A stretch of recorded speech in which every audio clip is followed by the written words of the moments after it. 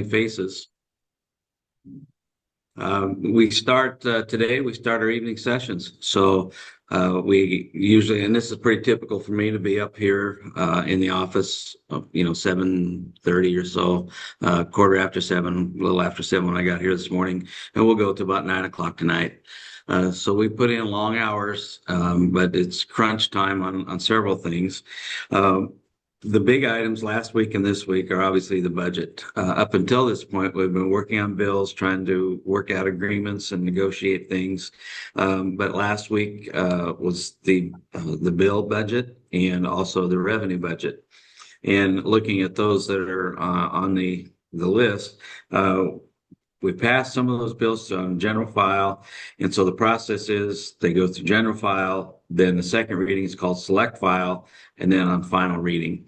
So you can still add amendments to those bills, but typically if you do it on select file, that's usually the last time, because by the time it has that debate for the general file and select file, you're really not going to see anything new or anything that maybe has been a source of contention that's been negotiated and worked on to reach some type of compromise. Because generally by the time it gets to final reading, it's just the formality of going through it, make sure everything's the way that it was worded right and those types of things. So today, we had first up is our revenue bill, LB 901. And that bill is really catches a lot of attention because with our structural deficit of our budget, the appropriations committee went back last week after the budgets and heard all the issues, and I've not seen the changes that they've made. But what I was told yesterday is we're still about 40 million short, and that's manageable, believe it or not. The further up the food chain you go, the more zeros you see on things. So 40 million, we can manage that in some manner. We took money out of the rainy day fund, and that would drop that down to about 500 million left in the rainy day fund, which is about I think 6 to 8% of what our expenditures are. A couple of years ago, it was high as 16 and 18% when we had 800 million in there. So we've been spending that down. There's two funds we have, one by statute that we have to keep about 300 million, 3 to 400 million. That's in statute. We can't touch that. And so the rainy day fund is just another savings account, if you will, that we keep to help manage and balance our budget. So that's what it's there for. Typically, you try to keep it at a level that, you don't get it too low in case something happens. But that's why we'll pull some of those funds to balance the budget. And then we'll see where we're going at next year. So when you talk about revenue, that's always a challenge because we only have so many places we can get revenue.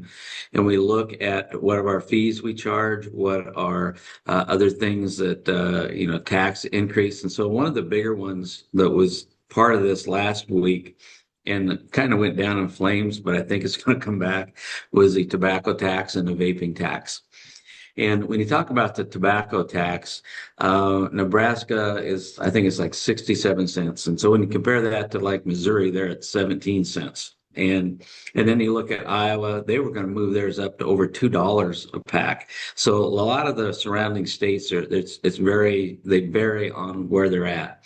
That would generate 40-50 million if you raised the tobacco tax $1 to $1.67, for example.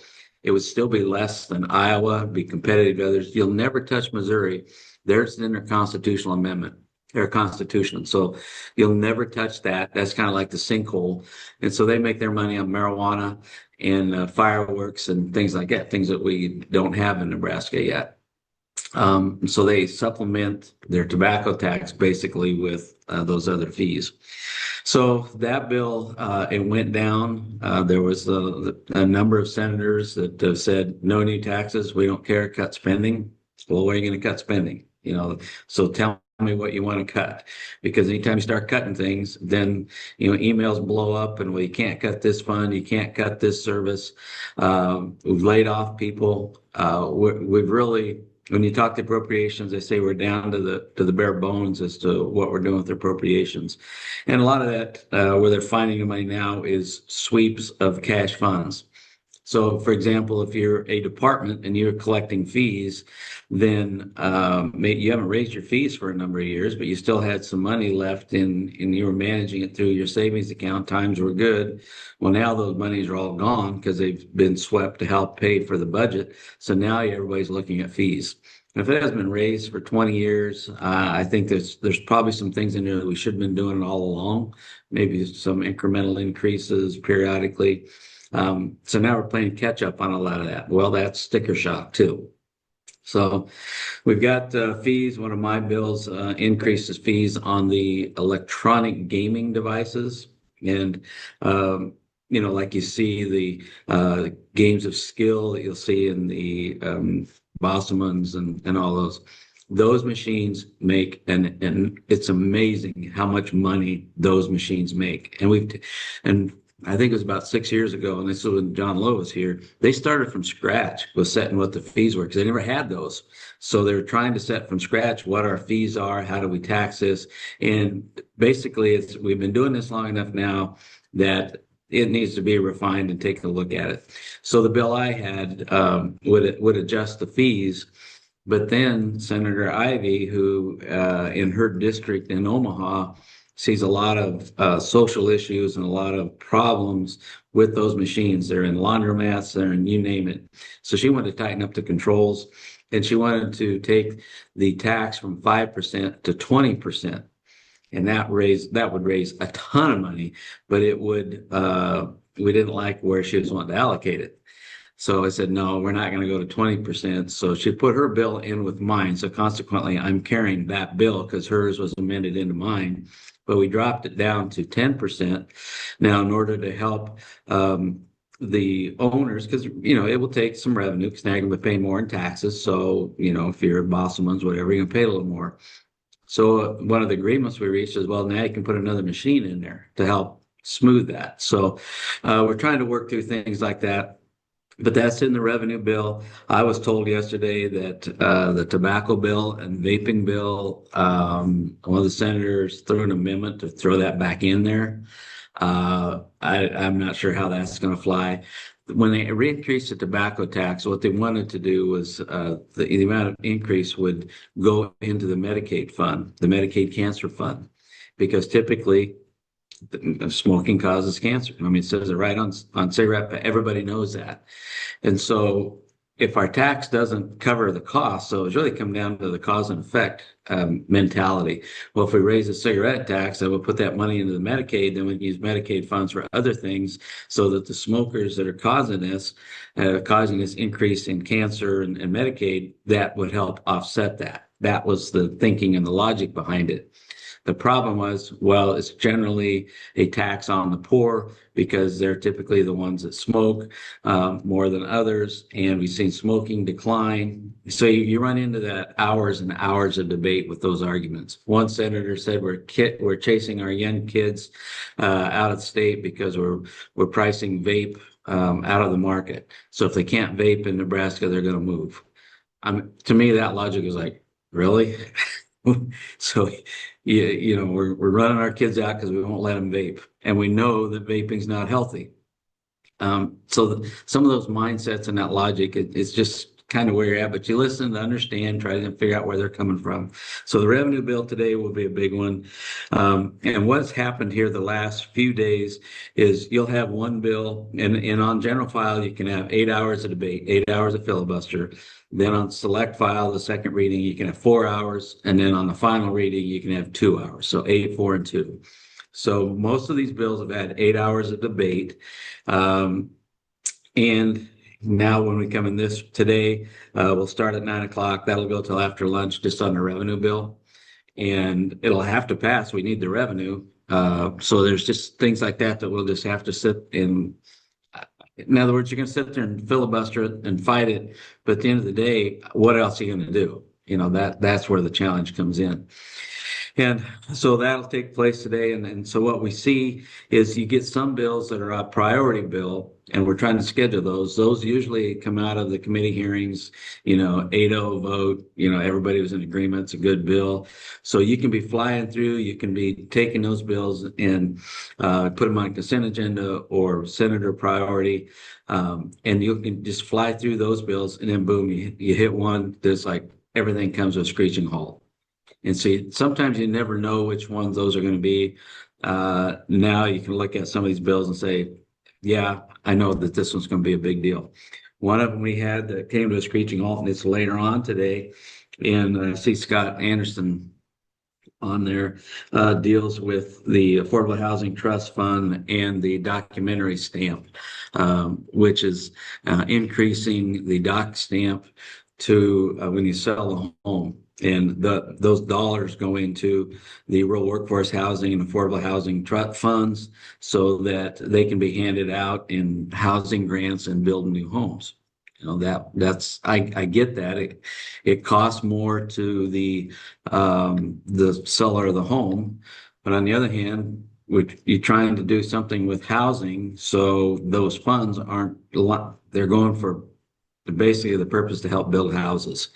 And I've talked to developers. One developer in this area that's in Lincoln and Omaha, that's a pretty big developer. He says, I've got everything all ready to go in Kearney, but he said, like, finding land. He said, finding how am I going to do that? So you hear both sides of the story, and at the end of the day, you have to make the decision you think is the right one at the time. So that bill will come up, probably get to that probably later this afternoon. I'm trying to look what's between it. Yeah, so that one will probably be mid-afternoon, late afternoon, early evening, and that'll go another 4 hours, I'm sure. Then, the big one we had yesterday that just started was on public power, 1,000 megawatts for private generation behind the meter. That's a huge, highly technical bill, but yet it's controversial. Anything that some folks, if it's the governor's attached to it, then they're going to fight it automatically. They just don't care for the governor. They don't care what, it's just how it's going to be. We have the split in the body of the left and the right. So even though it's unicameral, it isn't. And anything that appears to be something that the governor's in favor of, those on the left are opposing it. Very few bills that have been the governor's bills that have not been filibustered or strung out on debate. So that's one. Then we'll have one on medical cannabis to hold doctors, basically hold them harmless if they prescribe. And that's a big deal. I think that'll take a lot of debate. Then we should fly through a couple of them, but by then it's going to be 10 o'clock tonight. So then we'll start in tomorrow with a few more bills. So that's kind of where we're at with the process and specific bills. Anything that's got revenue attached to it was looked at favorably. Anything that has an expense to it is the other way. So an appropriation bill, it's just not going to happen. A big bill that's important to me and I think should be important to Kearney is the YRTC situation. And to help explain that, in statute, it spells out that YRTC Kearney is for boys. It specifically states it's for boys. In order for the Department of Health and Human Services to make those switches, and I think most people are familiar with what they're wanting to do, move the girls from Hastings to Kearney, the boys from Kearney to Omaha, some of the boys from Omaha to Lincoln, and make that whole transition. The only way they can do that is, well, I shouldn't say the only way. What their plan is to move the girls to Kearney. The only way they can do that is to change that statute and say that YRTC Kearney is girls or boys. And I dropped an amendment yesterday to kill that section in statute that they're wanting to change. Now, to put it a little, and I guess I was kind of pleased about it. My amendment is so far down the line, we'll never probably get to my amendment. And what I say of that is there are a bunch of amendments ahead of mine that if it gets filibustered, we'll never get to mine because it's too far down the list because there's so many other bills against what's going on. So there's a huge amount of pushback on what's going on with the DHS and these YRTCs around the state. So that's a big bill. I think we need to pay attention to that. And certainly I'm going to, with my amendment, it would stop it. But if we get to there, I think there's going to be plenty of opportunity for dialogue to kill that process. So those are the big ones that are on my radar. We've got a lot of priority bills. I think I had about 14 bills this year. 3 or 4 of them went down in flames. I've got a list started for next year already. I've got about 5 or 6 or 7 bills that we'll be working on over the interim. And a lot of those are just, they should be, this was crazy. It should be no-brainers. And then all of a sudden something happens where somebody wants to throw an amendment onto your bill and it just totally throws it out of whack. So with that, I'll open it up if anybody has any questions. You get any, Derek? We had the one from Scott, but you were addressing it. You must have had some intuition, Senator. So you were addressing that, and haven't heard back from Scott if that was enough clarity or not. Does anyone else have any questions before we let the senator go? I can go on some other things if nobody has any questions. What we see a lot of on the floor, and we're going to see this again, that split between the left and the right, and just any issues that come up. I had a bill that dealt with the side-by-sides or four-wheelers to right now in statute, it's up to the community, whether it's a village or city or whatever, if they want to allow them to operate on their streets during daylight hours. Last year, we passed a bill that said, okay, they can operate them at after, basically at nighttime for the purpose of blading snow. Okay. Well, then somebody came up and said, well, yeah, but they're not all equipped with brake lights and headlights. So I took the bill on and say, okay, well, here's the headlight requirements. And if we're going to do that, we ought to leave it up to the villages and cities to see if they want to allow it at any time. And so that bill flew through committee, and I'm waiting to see if it's going to get scheduled. It should be, I'm hoping it's on the consent agenda because I worked the bill with a lot of the other senators to say, give the cities and villages the option. Falls City, for example, passed an ordinance. So they have people down there that, a lot of the elderly, if they're going to go from their house over to church or whatever, they just get in their side-by-side, their gator, and, they can't do that. And so they found out that their ordinance was illegal. So they said, well, why? And they said, because state won't allow it. And I go, well, what does the state care? Which is exactly what I said. What do I care what they do in Falls City? Or I even brought it closer to home. What do I care if Litchfield, if they allow gators and, drive around town on their streets? They can't go on the highways or county roads. But if their village board or their city wants to allow that, that should be up to them, not for us. So that's a bill that I carried, and we'll see where that goes. I think it had a little bit of opposition just because of the safety factor. But one of the senators that had real concern about it says, well, the gators just aren't as safe, and I'm concerned about this. And I go, didn't you vote to repeal the helmet law? And they were like, okay, then I'm going to drop it, because I knew that they had done that because we had the motorcycle helmet law, and she had voted to repeal it. So I said, don't tell me about safety when you repeal the helmet safety law. So we'll see where that bill ends up.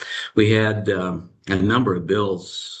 Oh gosh, 500 bills. So a lot of them are getting put on Christmas trees. And if a Christmas tree has come out of a committee with multiple bills on the committee, they're supposed to be, like topic, and they should have come out on the committee. The committee might say, well, I've got 5 bills. We wanted no more than 5 bills on a Christmas tree. There have been previous years when they'd come out and they'd have 20 separate bills on there. And that just was craziness because you lost sight of what was in there. So last year we said, keep it 5 bills, then we can see what's going on these Christmas trees coming out of committees. And so what happens now is we got a couple of those bills coming out, and one of them was in a committee I was in, and I voted no. I didn't like the amendment that was put on. I didn't like the bill, so I voted no on that bill to come out of committee. And when it was going to hit the floor last week, they were talking about that bill was just going to get blown apart for the exact reasons why I said don't send this thing out. But I got outvoted, and that's okay. If you get outvoted, so be it. You just do what you think is right. So that particular bill, what I was told was it's been held off on scheduling. The speaker's not going to schedule a lot of those bills.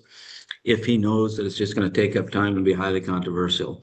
Same way as if it's an individual senator's bill and it came out of committee 5-3 or 4-4 or something like that, he's probably not going to schedule it. He says, you show me that you have all the votes and there's not going to be an opposition to it, then I'll schedule your bill. And I had 2 or 3 of those that we put on the speaker's consent agenda, that those are supposedly no more than 10, 15 minutes worth of debate.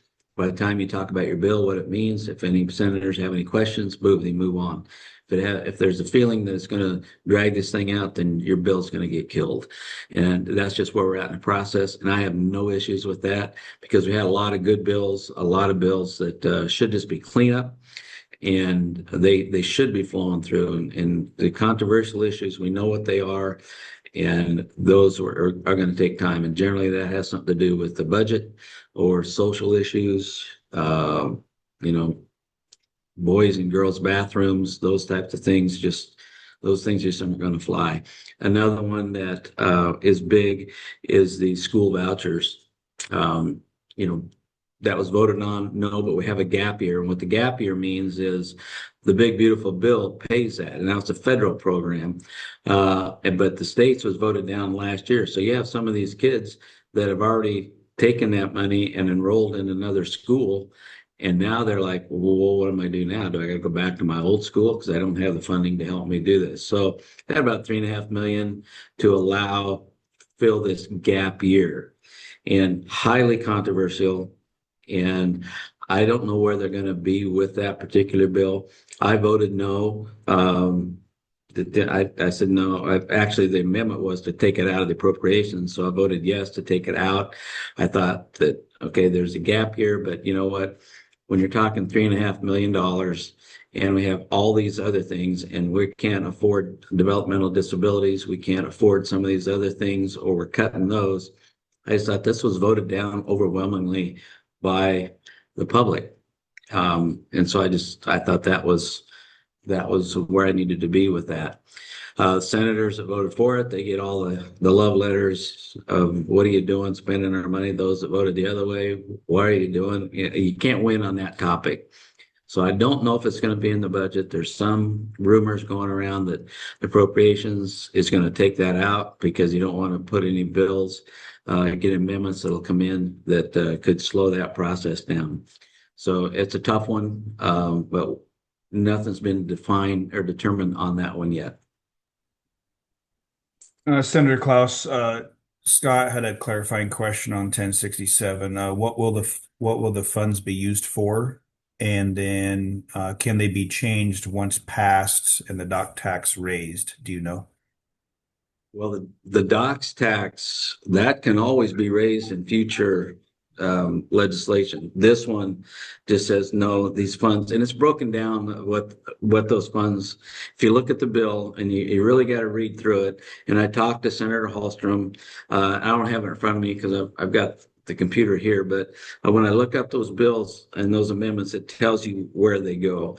And so a portion of the dock stamp goes to homeless shelter, housing. So it's pretty well spelled out at what those dollars go to.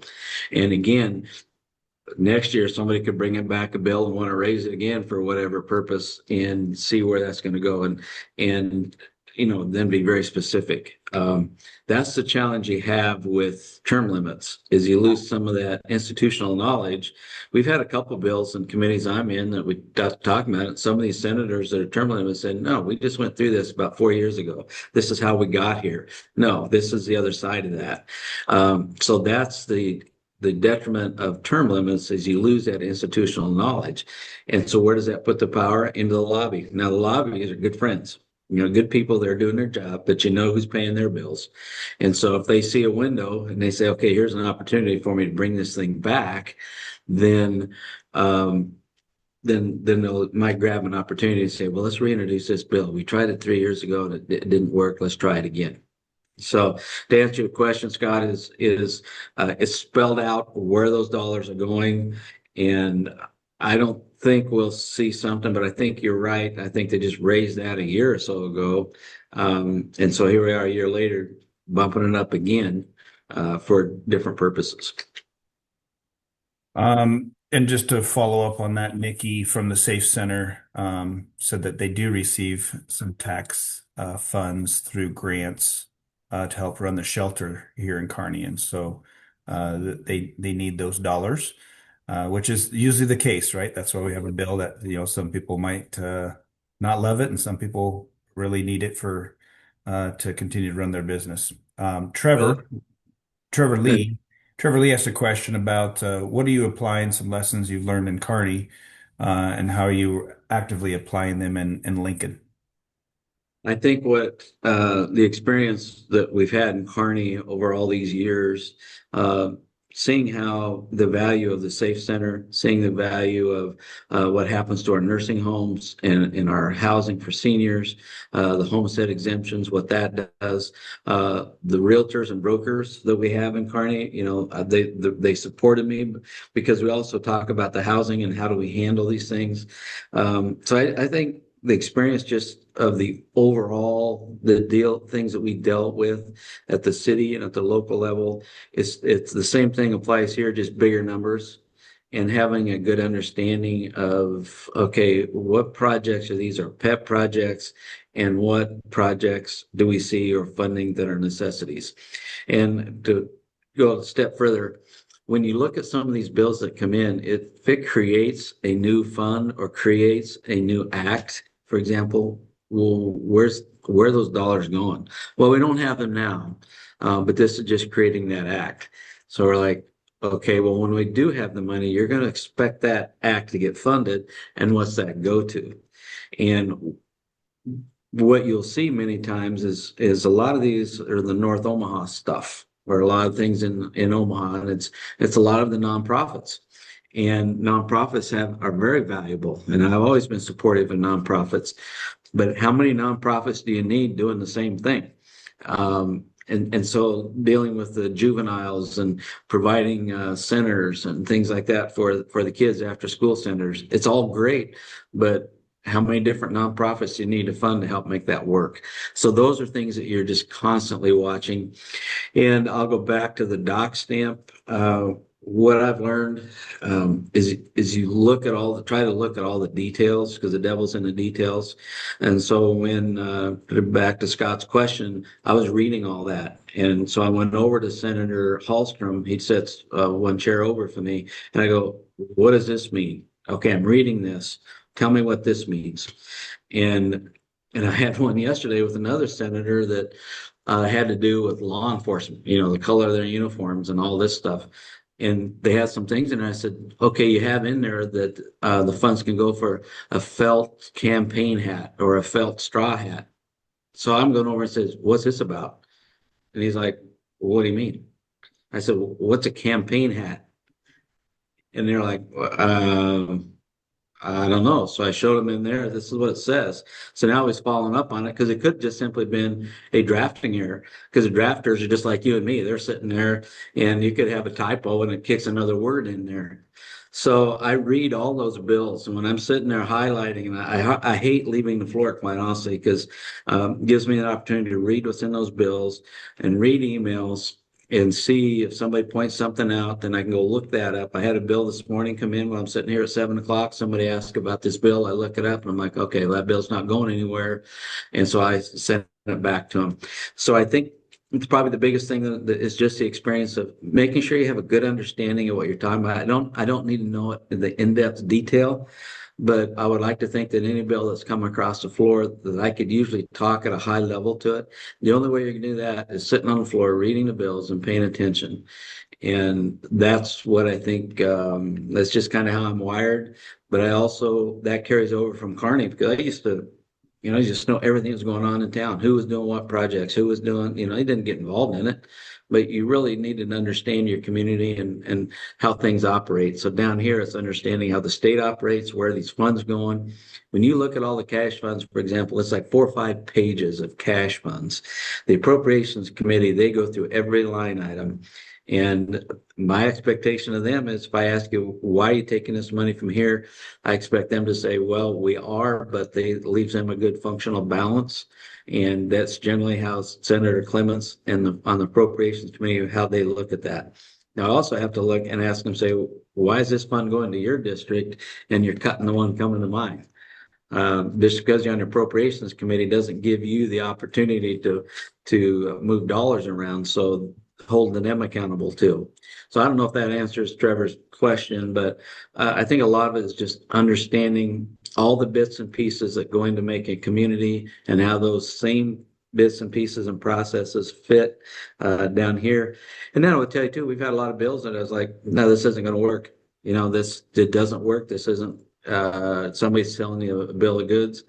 It's not, and you kill those bills. And I most of that comes through my experience on urban affairs and general affair, and not well, general affair, yeah, all of them, general affairs and natural resources. When bills come through, if it's a power district bill, I'm like, no. Or I look at the bill and say, well, that sounds good. If you want to pass the bill, it doesn't really do anything. So if it makes the senator feel good, say it's fine. We already do this in our day-to-day jobs. Or urban affairs, where we've talked about zoning and building codes and things of that nature. It's, you know, working with the things that we did in Kearney, where we said, no, we're not going to adopt this code because it increases costs to our builders and the realtors and those things. Now you're going to miss a few of them, or sometimes you think you know the answer and you probably should have checked on it, because what you think you know, you don't really know. But there are a lot of things that I've seen that in alcohol and gaming and things that are happening in our community and medical marijuana. I understand medical marijuana, but I said from day one, I don't want to walk the streets of Kearney and smell marijuana. I don't want to walk the streets of Lincoln and smell it. So whatever we need to do, let's just make sure that that doesn't happen. So I don't know if that answers the question, but there is a lot of similarity in the experience serving on the Kearney City Council for all those years. I think gives a different view on how things work. And also working, I see Bill Manley was on there, also how you work with the counties and what their roles and responsibilities are, and law enforcement, how the different levels of law enforcement and how they interact, and how you interact with the schools, and understanding different budget, different processes. It still comes from the taxpayer, but understand what everybody's piece is. And we're talking about property tax.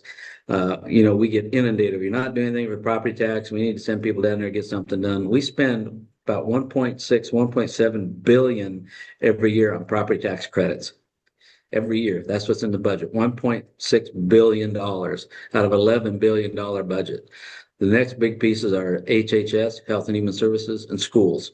So a large percentage of our budget goes to property tax relief.